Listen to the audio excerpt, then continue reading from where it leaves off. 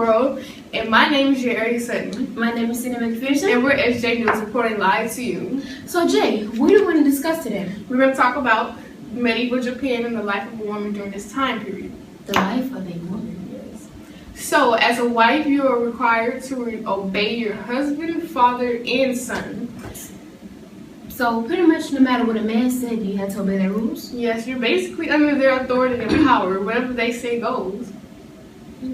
They were also required to protect home during war. So, if you had a husband or a son at war, you had to do all your house chores by yourself. It's a lot of chores, and women were required to clean, cook, work the field, and partake in whatever business their husband was doing. Okay. Samurai women were the only ones that fought in wars. All Japanese women had to partake in some type of war during their lifetime. So, what does that really mean? So that means not only men fighting in wars, women had to fight as well. They had to risk their lives. Wow. This is a lot of good information, Jay. Yes, it is. Oh, Sydney.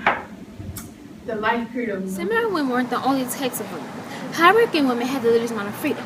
They could not escape marriages. They had arranged marriages with a man to help increase the best family's wealth and social status. Thanks, Cindy. Samurai women were trained to fight.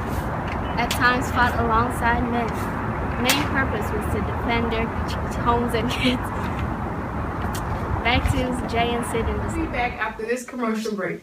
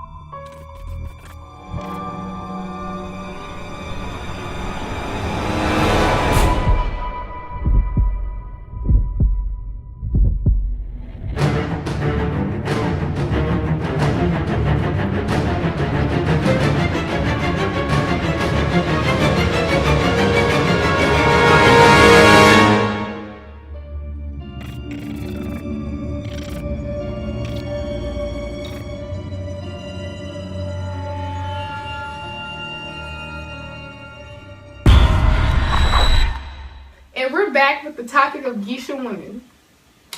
Geisha women, usually understood to be glorified mistress of a man of high status in terms, were actually the most high respected women in Japanese society. Wow, so out of all women, they got the most respect? Yes, they did.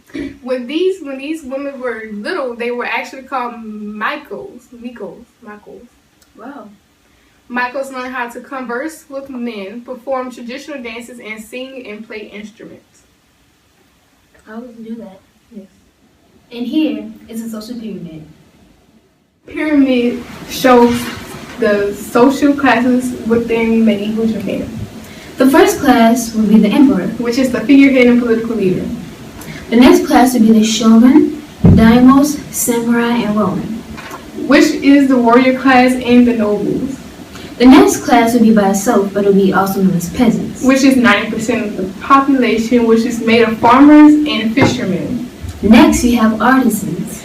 which is the craft people, And last but not least, you have the merchants. which is your lowest class and your sell people.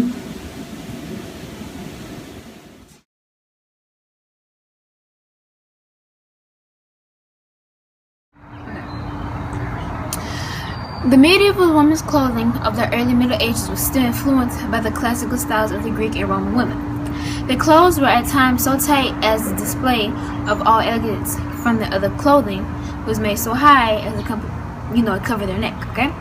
A tunic might be worn with or without sleeves, so you pretty much wear it, it fits up here and you wear it with or without sleeves. Even like this, so that you would add two more. And of the other veil and drapery, which was thrown over the head and fell down before and behind, thus entirely surrounding the neck. Queens, princesses, and ladies of the society wore an additional long cloak linked with some emerald.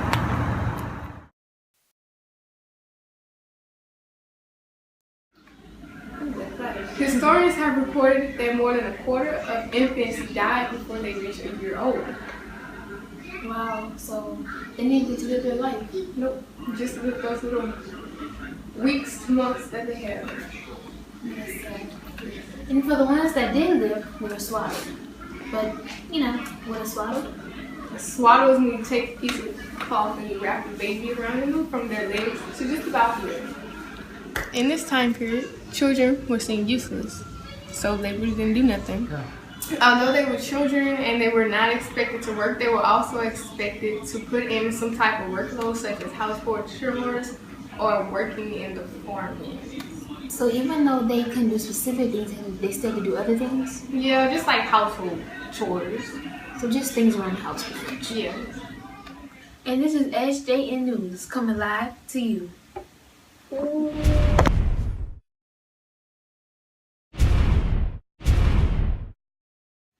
And we're back with the topic of geisha women, usually understood to be glorified mistress of a man of high status in terms of Matthew! Oh my Matthew! Cut! Just stop.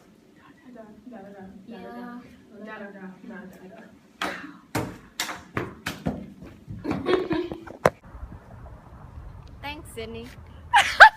Okay, and here's a social period. You didn't let me get to the C first. Oh, I'm sorry. Like, Let me be first.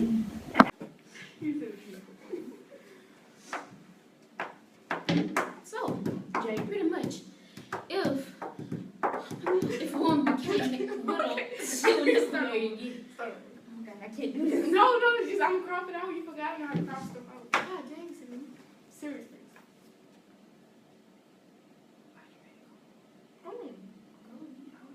Like, did I told you I was If a woman became Why widow, you keep reading when we were talking? Stop. You see the camera is rolling. yes. Just be quiet, I'm gonna talk. Okay. If a woman became widow, she can never marry again. So this means, why you didn't ask your question, man? Press it So in and go home, Steve. So, Jay, what does that mean? No, it's too late. It's too late. You can't be asking. No, Cindy, you keep forgetting I can crop this out. Oh, yeah, I'm gonna just sit my behind you. I live from what you said. Get focused, man. So if a woman was widowed, she could never marry again. So, Jay, what does that mean? Widow means if a divorce, basically. If your husband divorced you, you can never marry again. Because you were meant to marry one person and one person only. You weren't meant for divorce after one marriage. Interesting facts, huh? Yeah.